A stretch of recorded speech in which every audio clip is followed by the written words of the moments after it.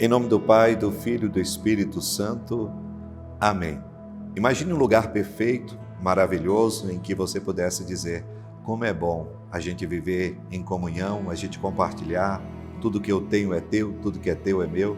Se a gente pudesse viver num mundo onde a gente pudesse, de fato, nos alegrar em saber que todos nós somos todos iguais e ver a alegria de poder compartilhar.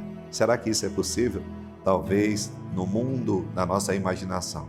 Mas eu quero te dizer que assim aconteceu no início da igreja e posso te dizer que existem muitos lugares que têm a graça de viver assim.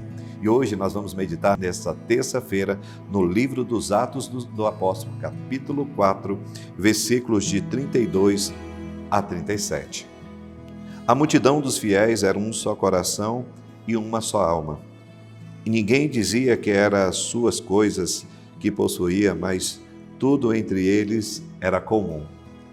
Com grande coragem, os apóstolos davam testemunho da ressurreição do Senhor Jesus. Em todos eles era grande a graça. Nem havia entre eles nenhum necessitado, porque todos os que possuíam terras ou casas vendiam-na e traziam o preço do que tinham vendido e depositavam aos pés dos apóstolos. Repartiam, então, a cada um deles conforme a sua necessidade. Assim José, a quem os apóstolos deram o sobrenome de Barnabé, que quer dizer filho da consolação, levita, natural de Chipre, possuía um campo, vendeu e trouxe o valor dele e depositou aos pés dos apóstolos. Filhos, isso aqui não se trata de uma parábola, se trata da realidade como viviam os primeiros cristãos, os primeiros discípulos. Bonito ver a união dos fiéis. E há algo que é muito importante a gente tocar.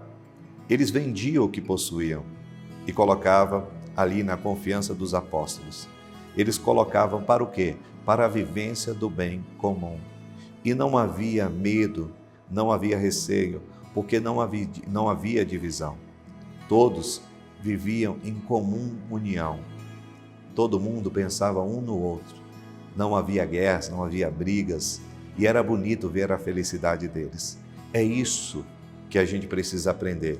Talvez você possa dizer: padre, mas isso é impossível, mas isso é um conto de fadas. Eu não acredito nisso. Eu acredito que é possível. Primeiro porque a gente já tem um exemplo aqui.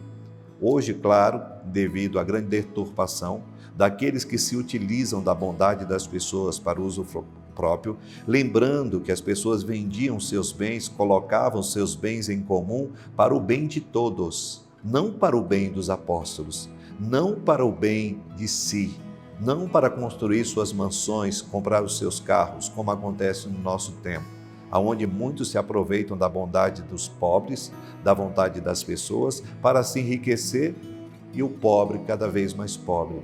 Então nós precisamos entender que a partilha é para o bem comum, que uma vez que você ajuda na sua igreja, que você ajuda na sua caminhada, que você ajuda na missão, você está ajudando para o bem comum. Dízimo, oferta é para o bem comum, não para o crescimento pessoal. Infelizmente, o que a gente tem visto é o comércio com o dinheiro das pessoas. Tem covardes pseudos pastores que roubam o dinheiro das ovelhas, que isso é roubo. O pobre que só tem uma televisão, um carro, fica ali fazendo promessas absurdas. Filho, você tem que entender que quando o bem que você doa é para o bem comum, isso faz parte do Evangelho, porque nós compartilhamos para que a gente possa fazer com que a missão seja de fato sustentada. Agora, não para sustentar a pseudos feudais que usam das ovelhas para poder se enriquecer.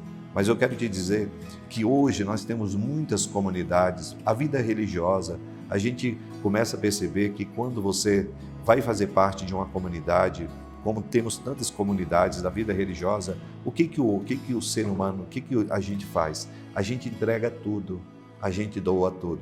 Eu me lembro que quando eu fui para a Toca de Assis, a gente pega tudo que a gente tem e dá aos pobres. O que eu levei? Somente a minha roupa do meu corpo e poucas peças de roupas, porque quando a gente entra na vida religiosa, tudo que entra na casa é para o bem comum.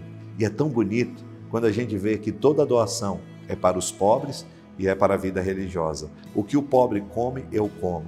Aquilo que chega na casa é para ambos. Se chega coisa gostosa, a gente compartilha. E a gente vai, o que a gente vai concedendo através do nosso trabalho, vai construindo através da nossa busca, vai sendo colocado em comum.